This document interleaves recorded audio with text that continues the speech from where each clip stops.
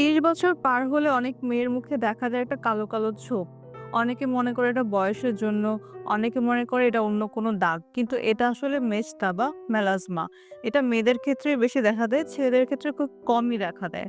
এটা স্পেশালি আমাদের সাবকন্টিনেন্টের ইন্ডিয়া, পাকিস্তান, বাংলাদেশি মেয়েদের স্কিনে বেশি দেখা দেয়। সো এটার সাথে জেনেটিক্স এর রিলেশন আছে। আবার যাদের মা খালাদের থাকে তাদেরও হতে পারে। এটা যারা ওসিপি অর্থাৎ ওরাল কন্ট্রাসেপটিভ পিলটা খাচ্ছেন তাদের ক্ষেত্রে দেখা দেয়, প্রেগন্যান্সির পরেও দেখা দেয়, যারা সানস্ক্রিন রেগুলারলি ইউজ করে না তাদেরও দেখা দেয় এবং যারা অনেক স্ট্রেসে থাকে। এবার জানি এটার ট্রিটমেন্টটা কি? এটা অনেকভাবে ট্রিট করা যায় যদি এটা ডিপেন্ড করে আপনার মেশোথেট কিরকম। কারো এপিডার্মাল হয়ে থাকে, কারো ডার্মাল হয়ে থাকে, কারো মিক্সড হয়ে থাকে। সো ট্রিটমেন্ট ডিপেন্ড করে এটা আপনার কত গভীরে আছে।